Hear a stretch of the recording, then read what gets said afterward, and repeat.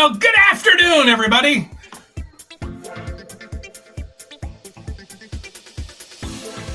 It's a dance party. Or it's good afternoon, Michigan football. I'm going to go with the latter, although it sounds a little bit like a dance party. Welcome in. Great to be with you here. We are ready to get things underway. And I hope you're doing great out there. We've got some great things to talk about when it comes down to Michigan today. And Michigan, since we have last been on, has hauled in another commitment number 22. And for number 22, it was a flip. And we'll get you up to speed on the flip that happened here recently for U of M. If you did not hear. Now, I know plenty of people, as soon as things happen, not even seconds go by, and there is a loyal follower of the Wolverines who always just, they know within seconds of things happening, and, it's been over 24 hours. So it's, for some people, very old news, but you got to remember, not everyone is up to speed on everything that happens every single second. So we'll get to that. Also, think of storylines, things of interest when it comes down to Michigan and what those are. And when U of M takes and heads west to Vegas next week with all the other Big Ten teams, I guess there'll be a few teams coming east to head to Vegas, but when they get there, I have cooked up what I think will be, I think 4 of the most popular storylines.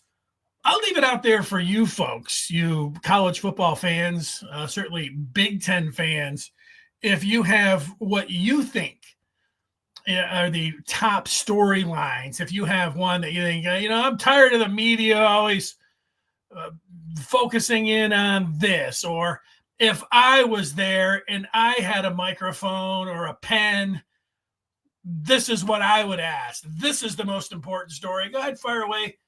Put it in the feedback in the comments, and we will read it on the air. I appreciate when people take the time to use the comments. We go to them, and we look at all of them normally as they are happening throughout the show. So we've got that going on. I'll do storylines for both the Big Ten, all of the teams, and then specifically towards Michigan, what I think the top storylines will be for the Maize and Blue next week. We'll start like we almost always start in recruiting. And what's going on recruiting-wise is that Michigan's doing great. Let's say, I take it back. They're doing very good. They're in the top 10. And when you're in the top 10, you want to be in the top 5. I get that, but they're doing very good. Even people that, normally this time of year, they're like, oh, there's this, there's that. I mean, you really have to, for a week or two, there were some folks like, I don't know, the linebacking recruiting sucks or something. And then they got a linebacker. They need a defensive tackle. Sure, that it's not perfect and it's not great. Although if they get Savion Hiter, whose picture is up on the screen, the 5-star running back out of Virginia, the almost top 10 player, I think ranked number 12 by Rivals 300 in their recent ranking. He's the best, and it would be a cherry on top. Michigan is fighting Ohio State directly, and Tennessee and Georgia for Hiter's services. A lot of folks think that Michigan is in the lead here, although I have followed as close as anyone when it comes down to Hiter, short of calling out East and seeing what people think to try to get the temperature of him. I read his quotes and see that I think it's anybody's still race when it comes down to Hiter, but that people feel good about it, that might be making some calls, that's good.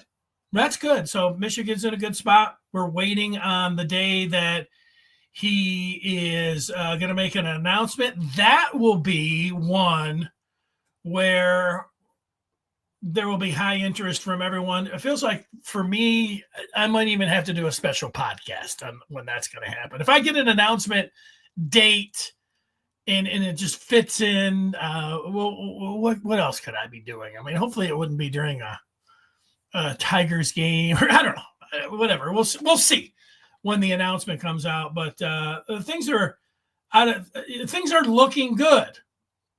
And I was going to say as good as they could be.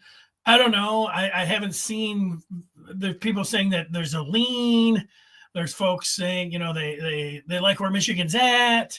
A lot of positivity around Michigan. I haven't actually seen the predictions for Hiter. Isn't that the normal step in the dominoes? But things look good for Michigan, and things would go from where they're at right now, which is very good, to I would then say great. Michigan gets Savion Hiter. It's one of those spots where it doesn't matter if you're want another defensive tackle, or you want another linebacker, or you'd like a corner or something. I get all of that. But if they get Hiter, I think it's a great class. And I don't think there's anything to complain about at all.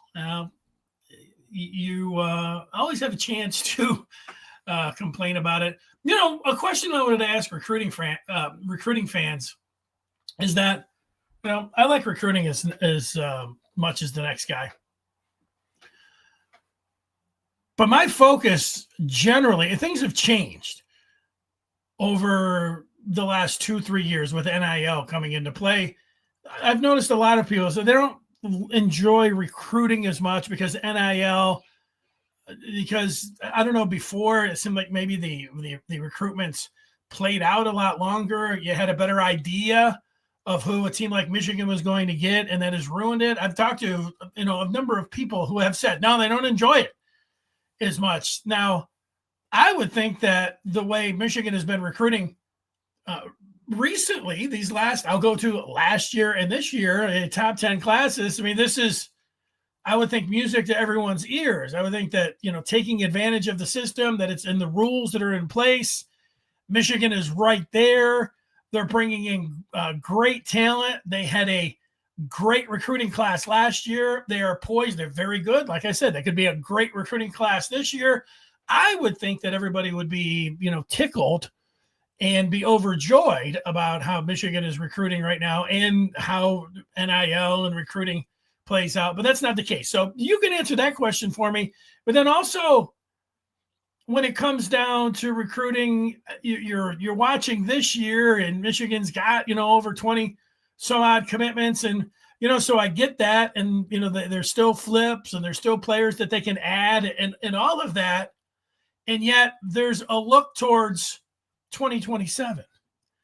And I don't know, does it make you even a bigger fan if however you chart and digest, consume recruiting news, that if you're looking towards 2027 and you already, if I could talk with you, you would be able to recite a chapter and verse of like, oh, yeah, there's this top 10 guy. Oh, yeah. Quarterback pipeline in the state of Michigan, whatever it is.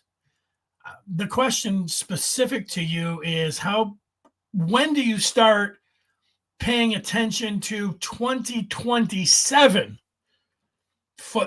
Michigan football recruiting? Now, if I was going to answer my own question, I answered the one about, NIL and recruiting and how it's affected the enjoyment of it. To me, I've never been more of a fan of recruiting, and it has to do with Michigan. And Michigan's always, save a class here, a wobble there of a cycle. I mean, they're always in the mix, and, it's always been entertaining. But these last 2 years, to me, it's even more entertaining. So I completely disagree, although I understand, what people are saying about it. But when it comes down to 27s, I don't have I have the time. I don't quite, I'm not getting it all worked up.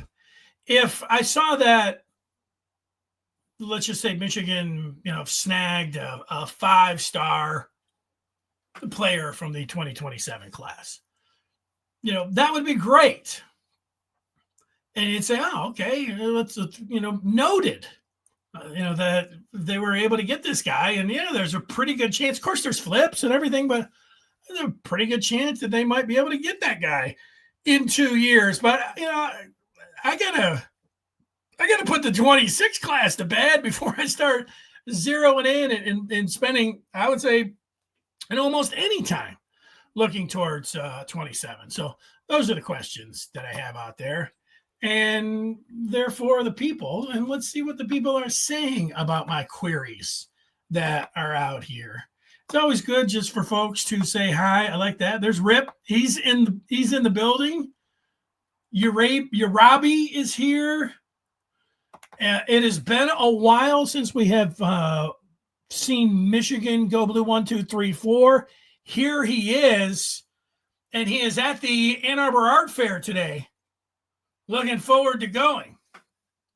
Oh, the Ann Arbor Art Fair. That's not an Ann Arbor Art Fair until we get like it's got a really, today, the weather, yesterday and today, it has been beautiful. The humidity is out of the air. It was cool. Heck, today it was even in the 50s. It was awesome. That's not going to last until I was looking over the next week or something. But that's when it's the art fair. You get it gets really hot, and then you get some dicey weather and all of that. I go back. I got a quick art fair story. A long time ago, when I was just starting out in broadcasting, my other job that I was doing, my day job, was landscaping. And I was like going to do it for, like, it was in business for myself. And I had an ad out, and somebody that was running the art fair said, go ahead and bid. It was before the art fair, but they wanted all of the, the bushes cut and the weeds pulled and all of that. And so I'd never done a big job. I'd done some, residential, but I'd never done a big job with parking lots and everything. So I went out, and everybody was giving the bid, and I just drove around the parking lot. I'm like, man, 20 here, 20 there. So I come up with a number. I don't even remember what it was. $500-$600. The guy's like, you can have it. I was like, wow, I'm great. What a bid. What a great job. The problem is that I way underbid the job. And this is, when people know that have to do things like bid on jobs, you have to, you get a, correct bid. Yeah. It's gotta be a smart bid, low bids is fine, but not when, let's say it was $500, not when there was like $2,500 worth of dollars worth of work. So I worked my ass off, the story here, for 2 straight weeks for this $500, and it quickly became apparent that I had underbid the job. And my brother came out and helped me to get it done and everything. But I was going in to the end, and the guy mocked me. The guy laughed at me. He said, "Yeah, we knew you underbid the job because everybody else was talking about $3,500 and $4,500. You came back with $500." So he was laughing at me. And then I said, let me just have the money. I was like, just fork over the money. I'm done talking with you and everything else. And he said, I would like a little bit more, like maybe the bush, whatever he said. He wanted a little bit more done. And I said, look, that's not how it's going to work. You're either going to cut the check, or I'm going to come behind that desk and I'm going to throw you out the window, which I was never going to do. But I said that to him. And guess what? He wrote the check and gave it to me, and that was it. But I was so angry with him. Not only was he not, just forking over the check and saying, oh, yeah, hey, better luck next time. Maybe you'd learn a little something here. Boy, you really put the work in. He had to laugh at me. And then he had to call that, wanted me to go back and, hey, you pick up, some more weeds over there in the back corner or something. Like, no, That was it. That's my first story. I always think about it. Uh-oh.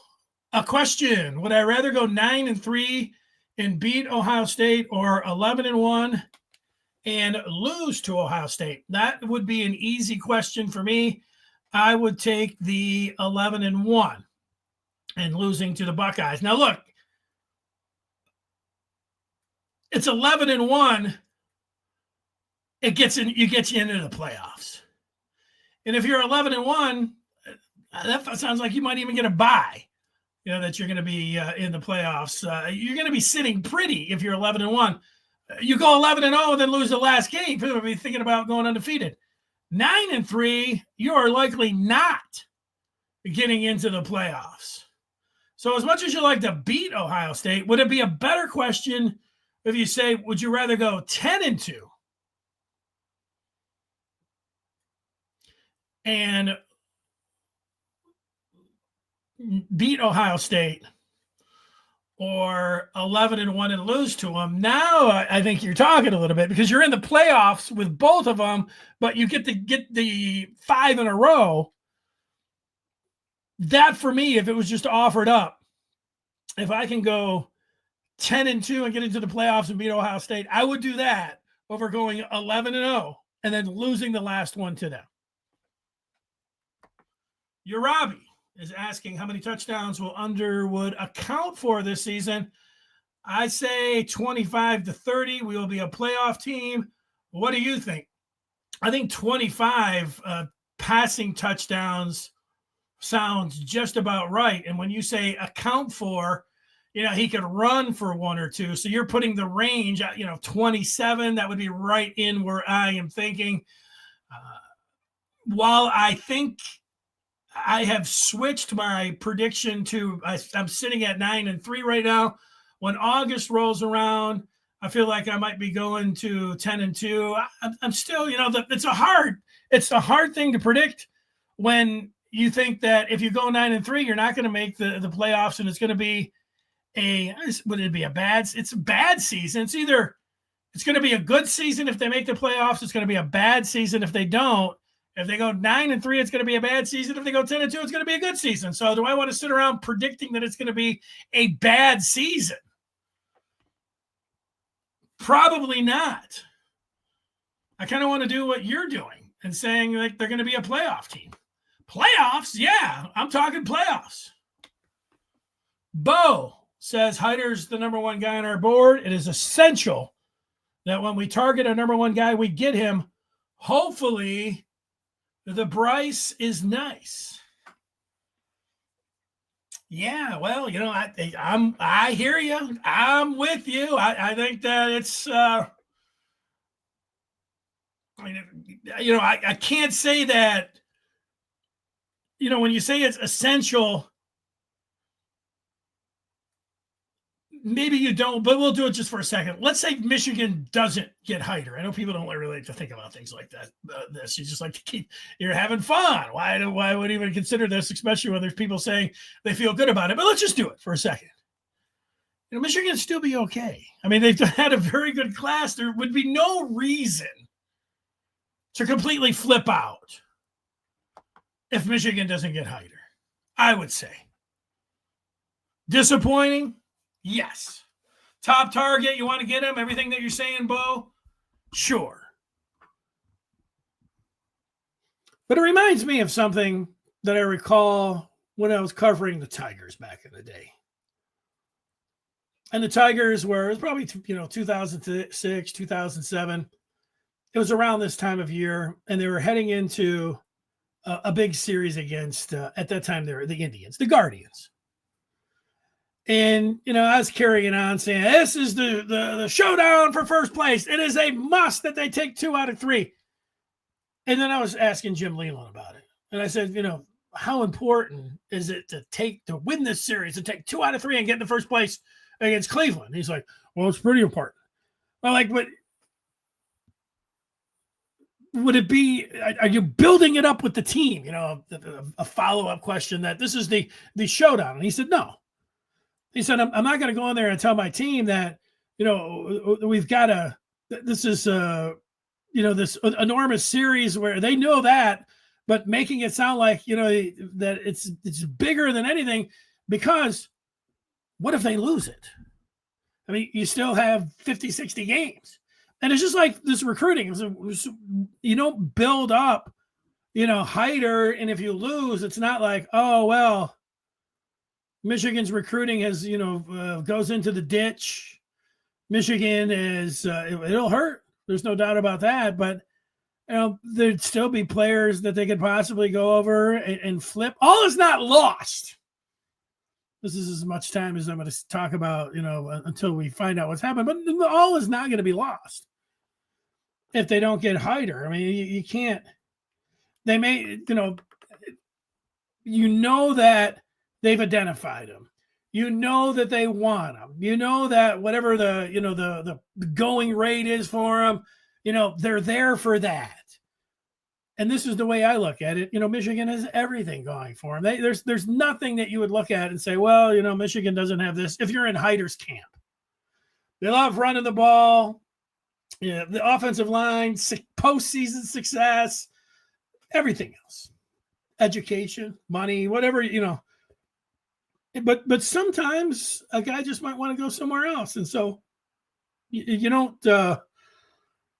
You feel bad, and then you just move on, right? Is that what's going on? U of M. We will be in the discussion for top recruits every year now, since we figured out the whole NIL landscape. I'm going to say that Michigan figured out the NIL landscape they did a pretty good job, even though there was a lot of boo-hoo over the last 3 years, and, Michigan can't get the transfers, and Michigan is not paying upfront money. And look at where they're at right now. They're in a great spot, very good spot. Last year, they were able to go in there and woo Underwood, which has been the key to everything. But they had a top 10 class last year. When they won the national championship, a big part of it was getting the guys on the team to stay. So NIL worked perfectly there. So, it's an ongoing challenge, but there was a lot, even me, sitting here and saying, oh, yeah, well, they got to change their admissions policy. They didn't do that. As far as I know, and yet they've been able to get players to transfer in. They can't pay up front, but they seem like they have. They seem like they're doing, what is allowed in the rules right now. So I'm with you. I think they will be in every year under the current, but we're going to get to something that the current landscape could be changing sooner rather than later. Scott talking about 2,200 and 700 yards. It doesn't sound bad to me. It doesn't sound bad at all. I asked the question about looking forward, and Mustafa is looking forward. A lot of elite players in the state. He is talking about Dakota Durant, a 5-star receiver. So, yeah, he's already looking to 2027. Maybe that's the great thing about recruiting, is that, you just want it all. You want it all. You want this class and everything else. But when it kind of slows down, like it has a little bit, in 2026, you're like, the numbers, you're looking at, then you just look at 2027 and the canvas is blank and there's hundreds of players and there's now 25 stars, and, you can just go ahead. Let's go to 2027. Tim says we get rid of all the drama. Recruiting is going to go to another level. I know what you mean by the drama.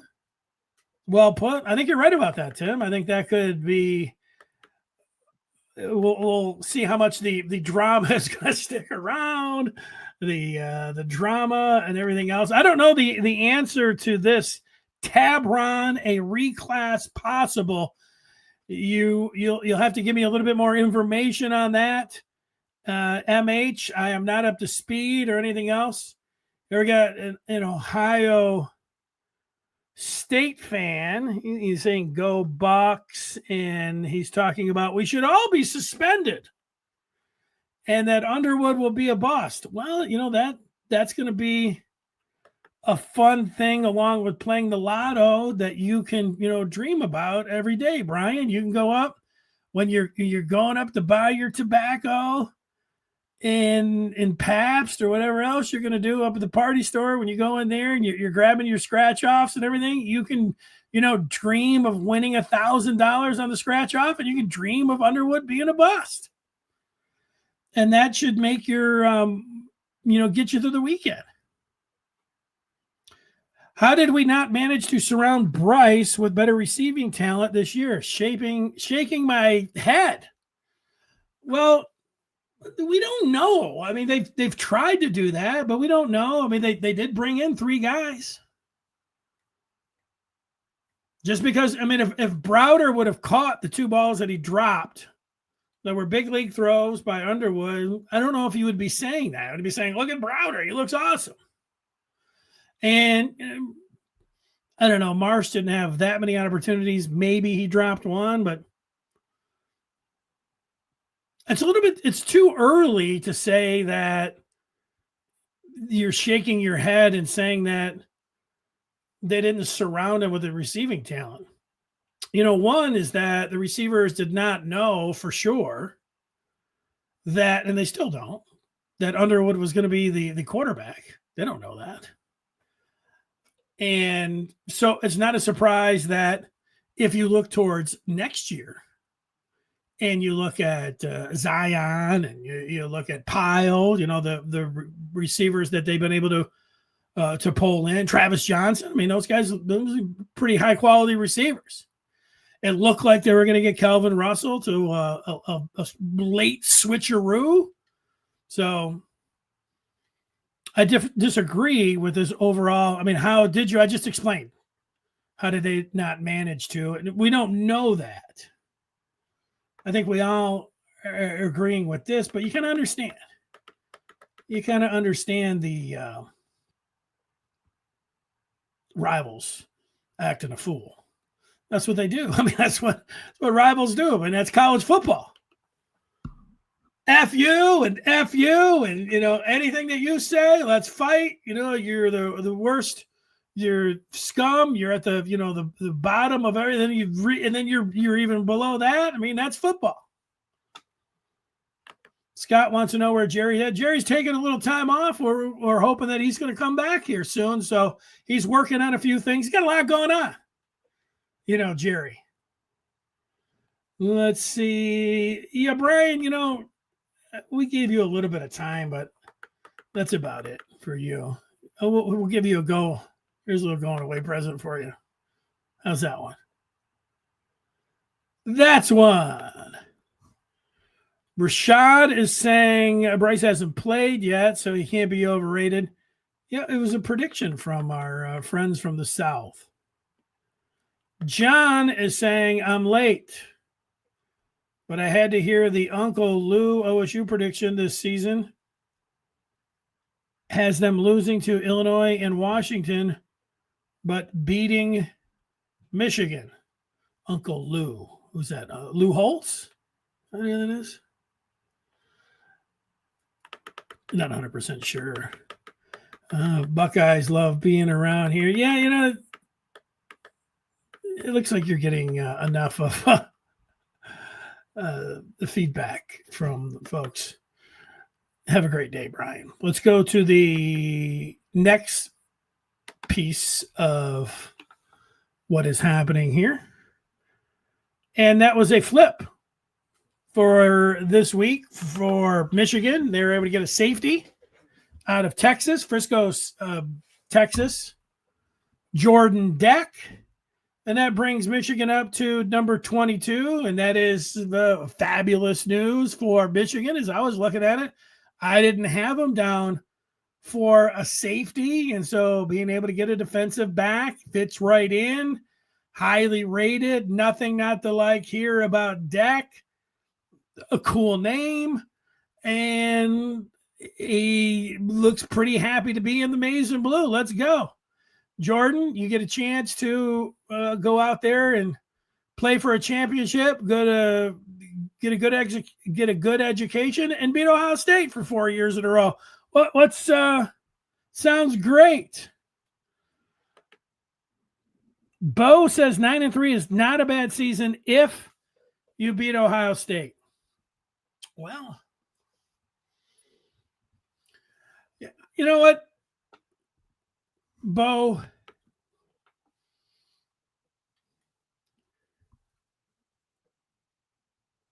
You either get into the college football playoff or you don't. That's kind of the pass fail for me. You know, last year was a horrible season, and yet beating Ohio State was one of the great wins ever, you know, considering in the where the game was played, all the circumstances around it. You know, Michigan being 20, 30-point underdog, everything that they were, they'd be able to then beat Ohio State on the road. To go for 4-0, it was a good example. People say you could lose all of the game, you could lose all of them, but beat Ohio State and it would be a good year. And you'd say, come on, that's an exaggeration. But you know, Michigan was 5-5 last year, and they beat Ohio State, and then they, you know, when they won their last three, they beat Ohio State, and then they beat Alabama, and it almost felt like it was a good season. So I understand what you're saying. I'm still going to disagree with you. That's it. G Money, he is from Virginia, and he's saying he's never seen so many recruits from here. 10-2 he's thinking about. That's it. Cut from a different cloth says he agrees with Bo that 9-3 will be a good year if Michigan beats Ohio State. That was always how we saw it as U of M students. Well, I guess I'm up against it here. Here is Hadley. Hadley is saying, could you go to the Big Ten next week? If so, would you go to Vegas? Hadley, is this could I go to the Big Ten Media Days next week? And if so, I'm not going to Vegas. I'm not going to do it. But if I could go, if I was sent there, you know, I've never been to Vegas, so and I've been to I think I've been to 11 Big Ten Media Days, so I know the ropes and how it goes. Would I like to go cover it for 3 days out in Vegas? That doesn't sound. I mean, there's worse job assignments than going to Vegas. Yeah, I hadn't considered going to Vegas, but just thinking about it and talking football during the day and then heading to the poker room at night. Woo! What I can tell you about the Big Ten Media Days from being there, like I said, over 10 years, is that there were a few times, and look, I was in my 20s and 30s. It's a little different now. There were times that I was staying out till 3, 4 o'clock in the morning. And then I would do a morning show, you know, on at 6, staying out till 3 or 4 in the morning.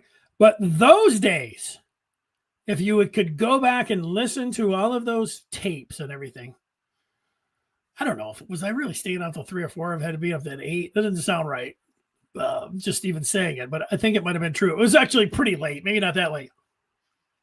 But what I'm saying to you, if you could go back and listen or watch any of those shows, that if I was talking about the nightlife and kicking up my heels and painting the town red and all that, I was in bed really early, which, you know, happened probably the majority of the time there. You know, I had a little fun, went out to dinner, but was in, you know, to go to work next morning.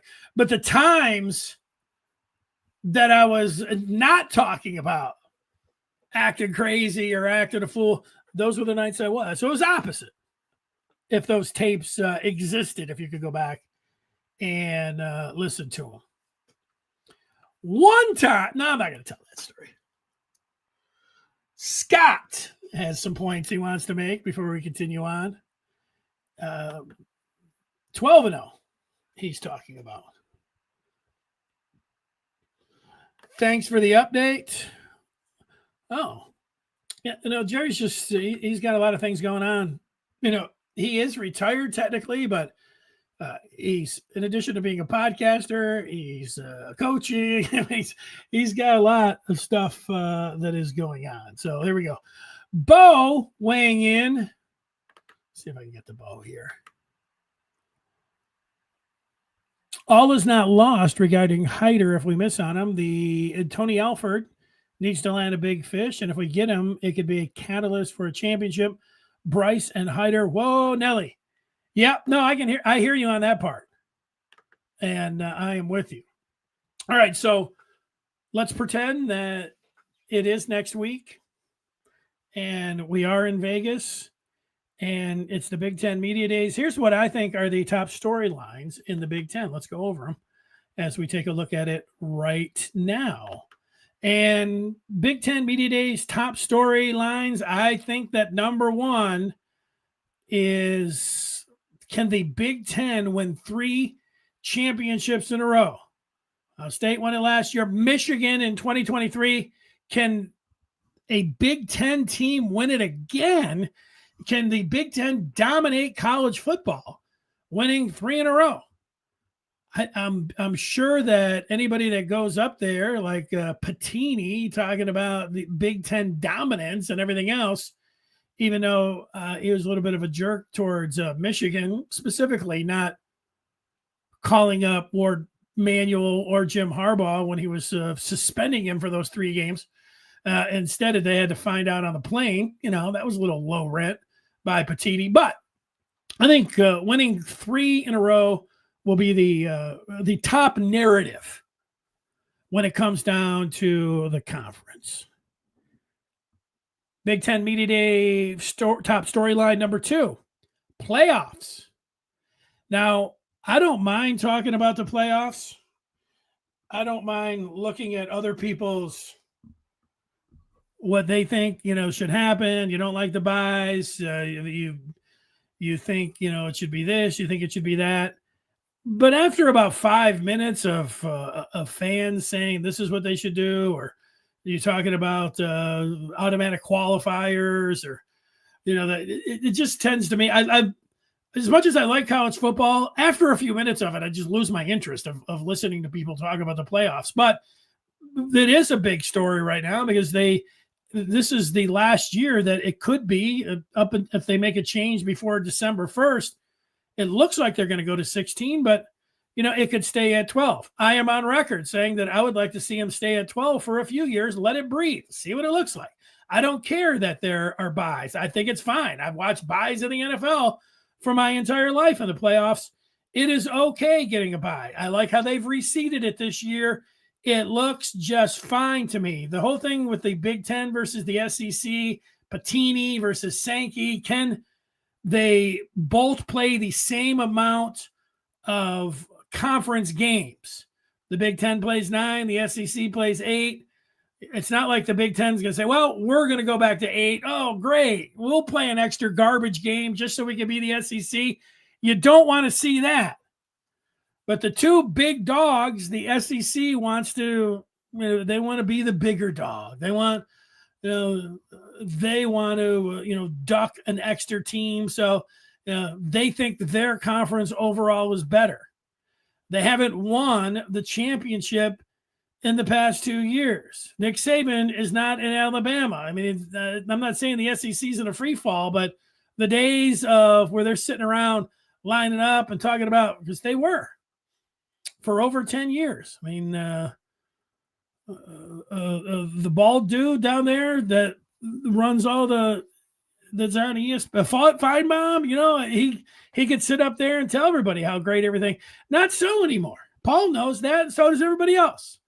Big Ten is on equal footing. So that back and forth, the Big Ten trying to get the qualifiers, get ready for a lot of that when it comes down to it. And, just like I think Michigan, it's kind of a pass-fail getting into the playoffs, not getting into the playoffs. For Bettini, getting the SEC up to 9 games and having the Big Ten on equal footing, it's a pass-fail for him. I mean, this is supposed to be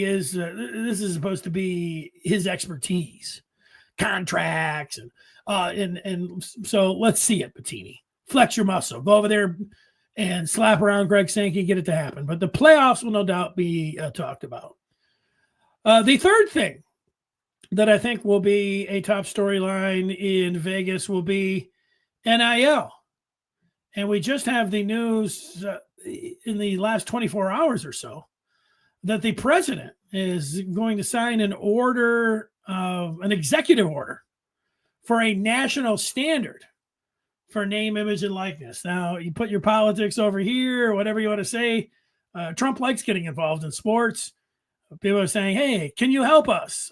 Great. Another thing that you can complain about or anything else. But, maybe it would be, is he going to put a cap in? Is he going to make it where the players are employees, whatever else? Stand by on NIL. Yeah, Michigan is in the mix right now. They're able to do things and everything else. There's no cap. It's free spending. You can do whatever you want with the collectives. Let's see what happens with Trump and this executive order, because that could change some things up. Certainly that's going to be talked about. Anybody that knows anything at all about football in the offseason has been following it. They're going to be talking about NIL, and they're going to be talking about the playoffs. So there's no doubt that these three things, and then winning a third championship, these are going to dominate the conversation about the conference in Vegas. You want to start talking about the newcomers out west and putting them in there. I don't know how much interest that is to me. Who's the next Indiana, or who's this year's Indiana? If you wanted to extend down the list, those could be some other things that you would look for. But I think these three would dominate. Now, I have Signgate written down here. I am expecting, and I think there's more than a 50% chance that there is going to be the story is going to move forward with Michigan and the Stallion situation before Thursday or on Thursday. Now, knowing how the NCAA has worked, was it last year or the year before? It was the eve of Michigan and Media Days, and that's when they broke their story or leaked their story. Now, there's supposed to be a governing body that is looking out for the best of the student athletes and the best of the sport. That seemed vindictive. Some of the other things that they have done online also seems that they're playing a game, that they are taking it personal when it comes down to Michigan, and there's animosity back and forth. And they're supposed to have the cooler heads or whatever else, but there's a very good chance. I don't know, very good. I said over a 50% chance that there'll be some forwarding of the story and then of course that becomes a pretty big deal. If we find out what the penalties or suspension or whatever else, that is going to dominate. It's going to be a 24, 48-hour cycle. So, they go out and they want to get some headlines and jazz everything up in Vegas, and they want things up in the marquee. Well, they'll just leak that story, and that's what they've been doing. And so I think it's a good bet out there in Vegas. It is, I'll put it at minus 180 that there would be a forwarding of the Signgate story for Big Tens. That's what I'm seeing. Now, I put some, Hadley asked me if I was going out to Vegas and cover the Big Ten coaches meetings. I would talk, 4 questions that I think that would be the most talked about for Michigan. I might want to ask more, to get some texture for the maize and blue. I mean, all of you guys follow, but I'm just by and large what the storylines would be for Michigan. That's where we'll wrap this up. But we're not wrapping anything up yet. We've got some questions still to get to. Let's put the mic over here so I can use both hands. And let's get to it. Where did we leave off? We left off with a prediction from Scott, who's got Michigan going undefeated. All right. Let's continue on and get some other questions in here. Do I like Ann Arbor as a place? Yes. I love Ann Arbor. Ann Arbor's great. I love the sports. I mean, I would say that's number one. I love the football. I love basketball. I love hockey. I like actually all the sports there. You know, the Olympic sports. It's great. The university, you know, the having the students over there around town. I mean, that's part obviously of the city. I like seeing students, you know, mixing in with the general population of Ann Arbor. I like that. Kind of makes you feel young, feel good. I like that part. I think that the restaurants are top notch. I love the parks. When I was someone who was looking almost every night to go out and play basketball, they've got some great courts. I mean, they got some great runs. And you go back to the parks where whatever you do, but man, they got great park here, park there, basketball courts, love it. Food, restaurant, sports. I mean, it's a top notch. I live here by choice. I think it's great. My wife loves it. My wife likes to get, I like more of the restaurants that you can drive and there's a parking lot and you can, you know, use their parking lot. My wife likes going right downtown, going in, trying to get a parking spot on Main, or we're hitting the parking garage and then we're walking for, that's what she likes. It's a great town. You kidding me? It is, you know, college towns are awesome. Michigan is awesome. It's right there. It's great. Yeah, I give high marks across the board. I like the diversity. I embrace diversity. And I like how people roll in Ann Arbor. You go other places and you can feel like you're stuck in the 20th century with almost anything that you'd want to talk about. But you get into Ann Arbor, it seems like, you know, the people are embracing diversity, and I like that. I've always liked that. So I think it's great. Let's see. Scott Wolf is talking about either Michigan, Ohio State, or Penn State will win it all. Keegan asking me if I've started planning my game one snacks yet. Keegan, I have been planning my opening day. It's going to be different, as now I am going to start going to the home games. So that has completely changed everything up for me. Before, if I was not going to the games, I would just be looking at the TV schedule. The food part would be involved in there. But now that I'm going to the games, you know, my big decision is, where am I going to watch that Ohio State Texas game?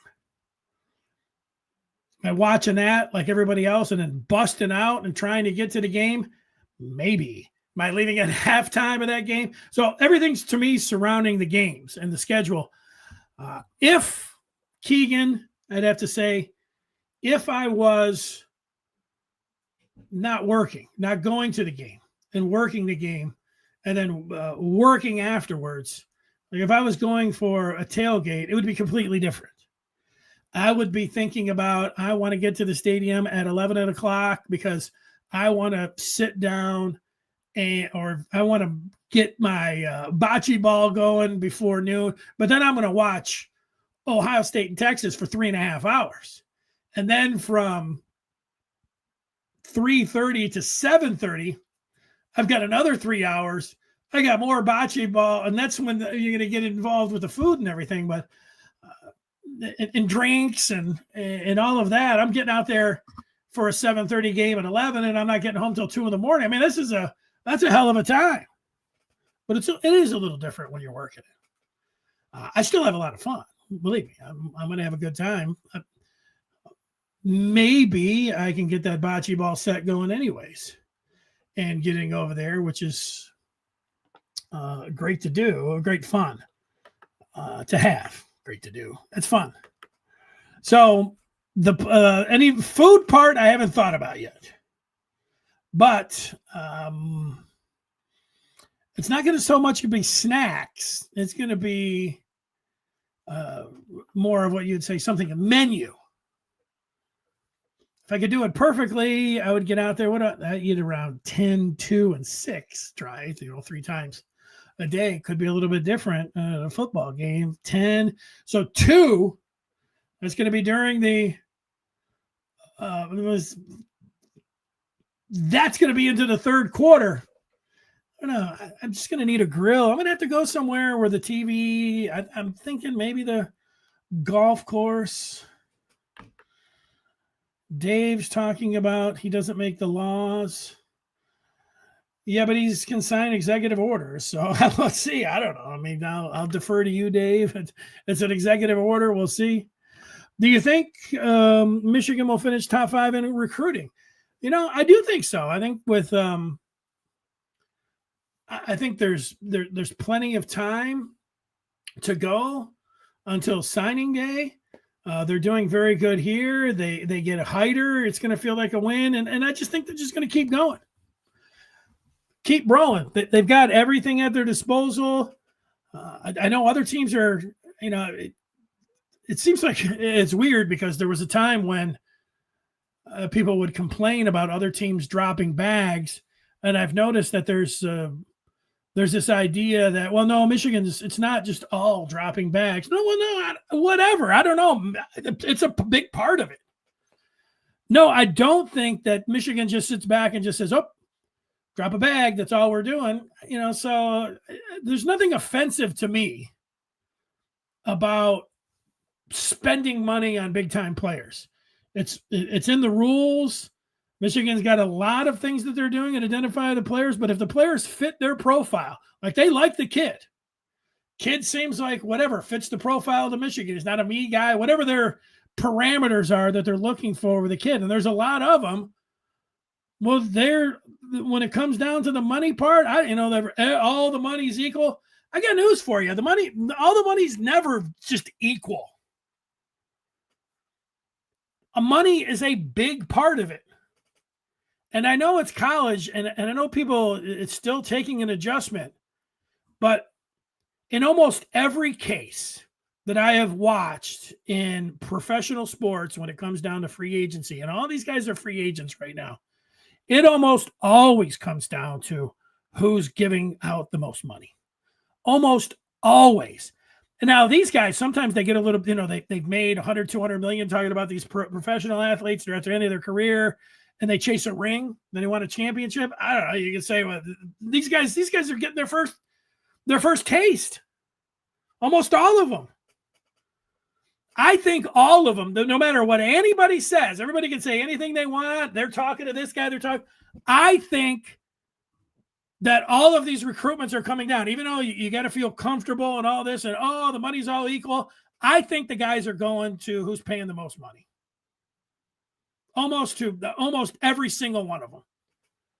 And I know a lot of people don't want to, no, Michigan, come on. And it's okay.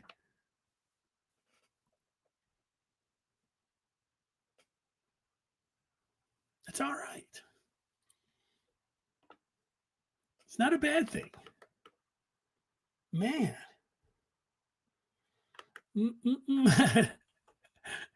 Dave's thought Trump's involvement in the USFL worked great.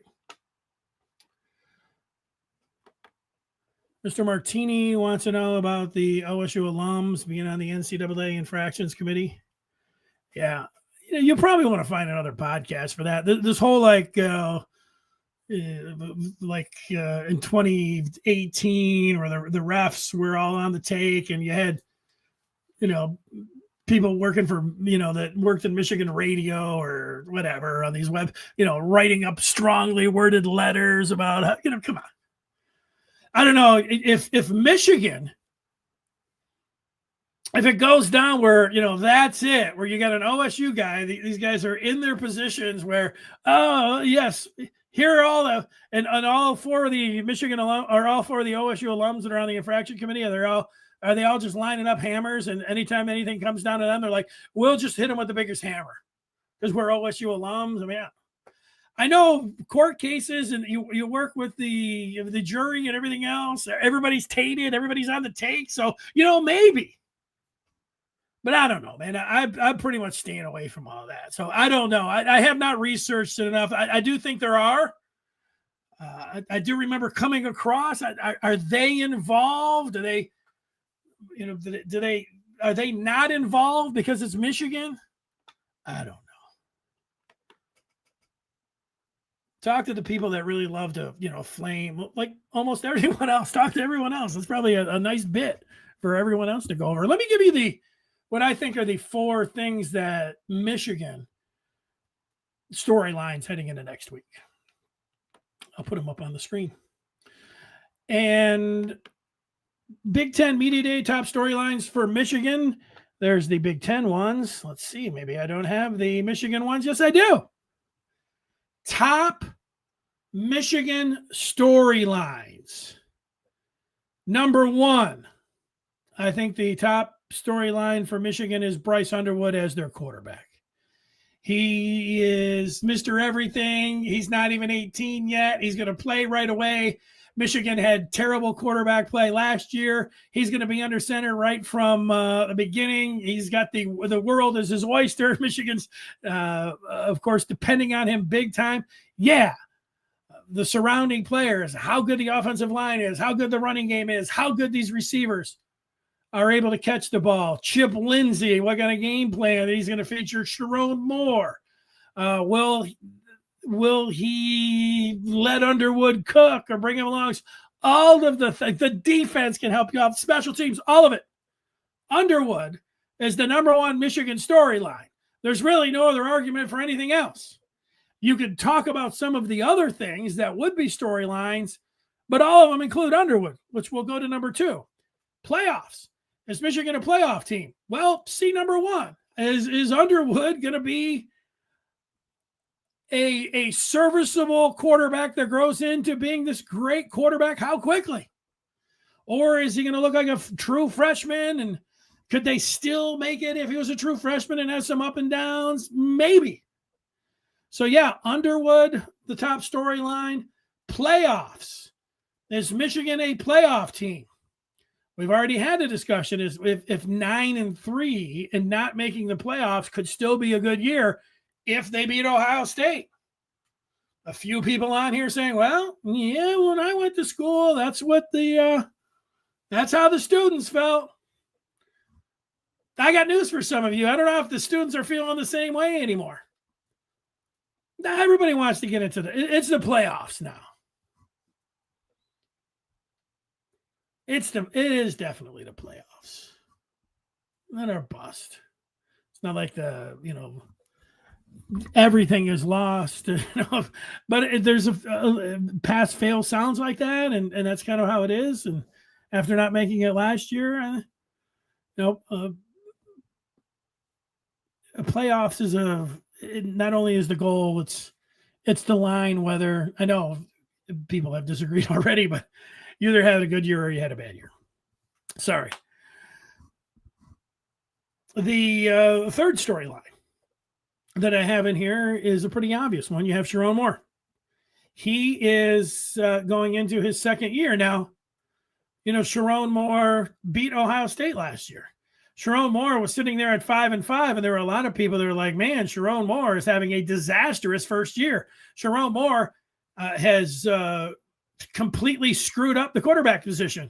Sharon Moore is doing a terrible job. I mean, that's what the conversation was in early November. Well, then they got Bryce Underwood. Then they became bowl eligible against Northwestern, put up a 50 spot.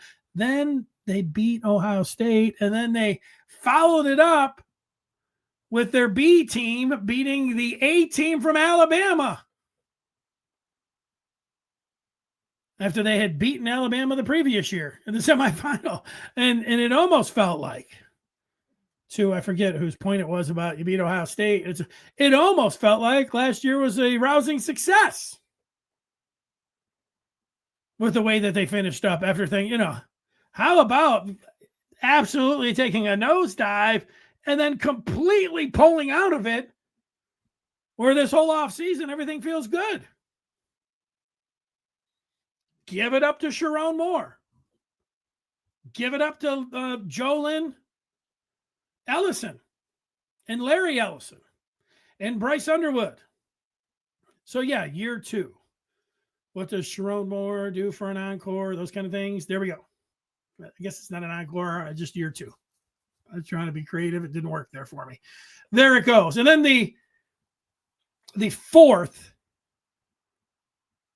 storyline to me for Michigan is the drive for 5. Michigan has beaten Ohio State 4 times in a row.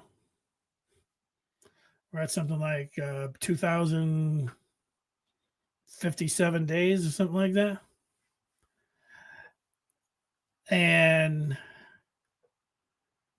I just trying to, I remember, they beat them once. And it was like, hey, back to back, 3 in a row, 4 in a row, 5 in a row. No, it's almost, it happened. It's true.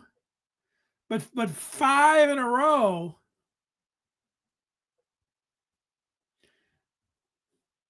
Could happen. And Michigan, it should happen. Michigan is at home.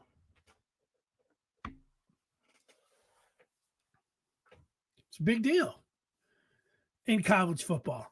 And in Michigan, they are in Ohio State's head. Oh, they're in their heads. They're in the players' heads. They're in the fans' heads. They're in the coaches' heads. And, we know this because Ohio State was in Michigan's head for over a decade, almost 2 decades, 16 years. At least double-digit years, there was a tangible